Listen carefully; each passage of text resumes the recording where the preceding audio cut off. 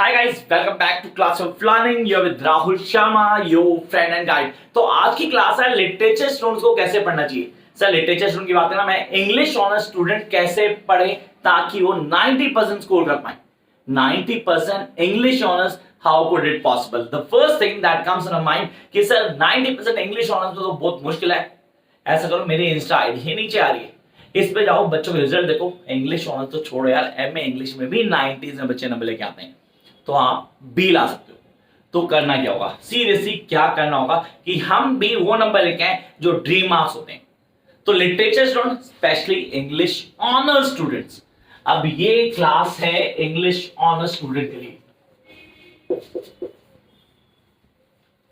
अब ये English honours के स्टूडेंट कैसे पढ़ेंगे, उनका पढ़ने का तरीका क्या होगा, किस तरह मैक्सिमम नंबर लेके आएंगे। तो मैं बताता हूं मैक्सिमम नंबर कैसे लेके आओगे। सिर्फ फॉलो करना बेसिस को। आपने कहा सर हमारा कोर्स कंटेंट बहुत ज्यादा है, हम उसको पढ़ेंगे, पढ़ के हम भूले ना। आप कुछ ऐसा बताना कैसे पढ़े कि हम कभी भूले ना। तो आज मैं तुम्हें लिख के देता हूं कि आप ये फॉलो कर लो, आप कभी नहीं भूलोगे। नहीं तो मेरा चैनल है, कमेंट बोलना कि सर आप गलत बता रहे हो। आपने कहा सर कैसे, लेट्स स्टार्ट द क्लास। दो चीजें प्ले करते। मेरे पास एक टेक्स्ट पड़ा है। टेक्स्ट का बेसिक मीनिंग आपका कोर्स कंटेंट का कोई नॉवल या कोई पोइट्री या कोई फिक्शन, उसको टेक्स्ट बोला मैंने। आप लोगों ने पढ़ा, पढ़ने के बाद भूल गए।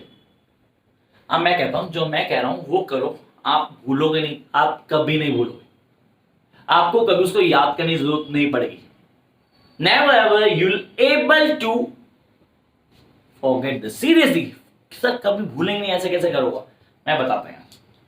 अब मैं आपको एक पिक्चर दिखाता हूं, जिस पिक्चर को आपने देखना है। सब पे सब ध्यान से समझना, दिस इज रियली इंपॉर्टेंट। हम सब कोई ना कोई मूवी देखने गए थे, साल 2 साल 3 साल 4 साल पहले। अब इसको प्लीज क्लियर करना, दिस इज रियली इंपॉर्टेंट। आपने 4 नहीं 10 साल पहले भी अगर कोई मूवी देखी थी तो वो मूवी आपको आज भी याद होगी, पूरे कैरेक्टर्स के साथ, पूरी स्टोरी लाइन आपको ऑन टिप होगी। हाँ सर बिल्कुल है सर, हमें स्टोरी याद है। We still know the story, actually क्या हुआ था, क्या हीरो था, क्या था, कहानी थी पता। आपको वो स्टोरी कैसे याद है? I tell you the reason. क्योंकि आपने वो मूवी देखी नहीं थी यार, आपने मूवी प्ले की थी।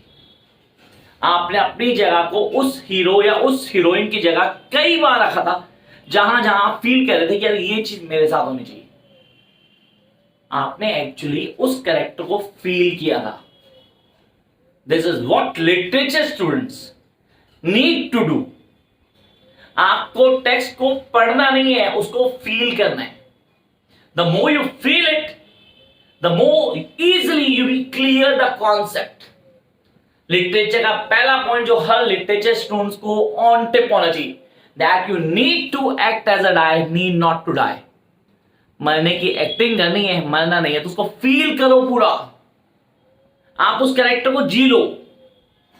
Whether you're playing freely, sir आप कहते हो मैं playing, you're reading the text of William Shakespeare, Christopher Marlowe, sir किसी को भी पढ़ रहे हो, doesn't matter। आपने उसको फील करना है। Take an example, Hamlet. आप हैमलेट पढ़ते हैं तो आप उस कैरेक्टर को जीते हैं पूरा। आप सर डॉक्टर फोस्टर पढ़ते हैं, the work of Christopher Marlowe, आप डॉक्टर फोस्टर के कैरेक्टर को जीते हैं। आप कोई कैरेक्टर नहीं भूलते। Seriously this is really important. Sir yes this is really easy, हाँ इसको हम कर सकते हैं, फील करके देखो यार। Sir but what about the poetry section?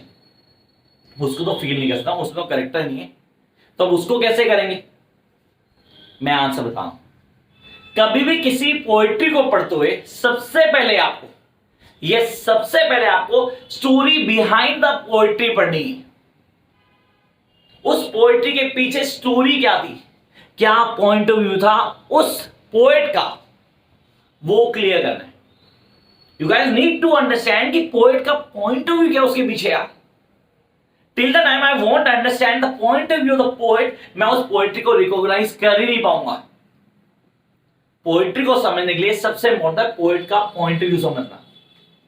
Till the time I won't understand the point of view of the poet, I am not able to clear the poetry. Take an example of William Blake, sir chimney sweeper. Chimney sweeper songs of innocence में भी है, songs of experience में भी है। पहले मुझे उसका point of view clear करना है। सॉन्ग्स इनोसेंस में अलग है, सॉन्ग्स तो एक्सपीरियंस में अलग है।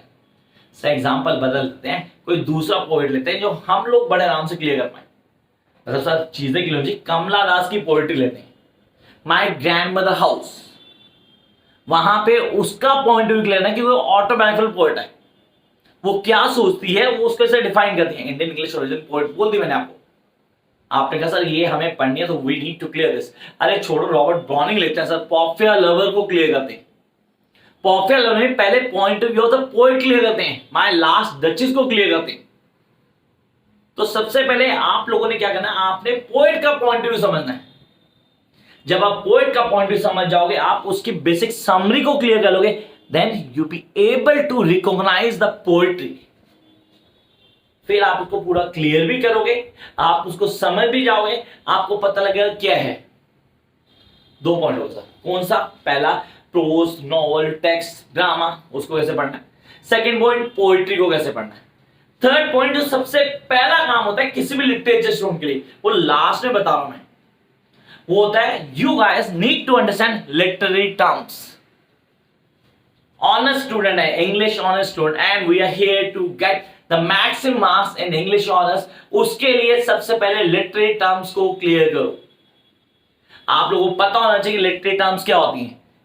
सर कोरस क्या होता है, एपिलॉग क्या है, प्रोलॉग क्या होता है, एलिगी क्या होती है, what is sonnet, what is satire, ode क्या होता है। छोटी छोटी टर्म्स हैं जो हमें पता होनी चाहिए कि यार इनका मीनिंग क्या होता है। Till the time you won't able to get these meanings, आप लिटरेचर कैसे पढ़ोगे। लिटरेचर में लिटरेरी टर्म्स अलग होता है, लिटरल मीनिंग अलग होता है। जो लिटरेचर स्टूडेंट होता है कभी डिक्शनरी को रेफर नहीं करते, क्योंकि डिक्शनरी में जो मीनिंग होता है वो कभी लिटरेचर में मीनिंग नहीं आता। तो क्या लिटरेचर की एक अलग डिक्शनरी होती है? Yes, we do have a different dictionary for literature students.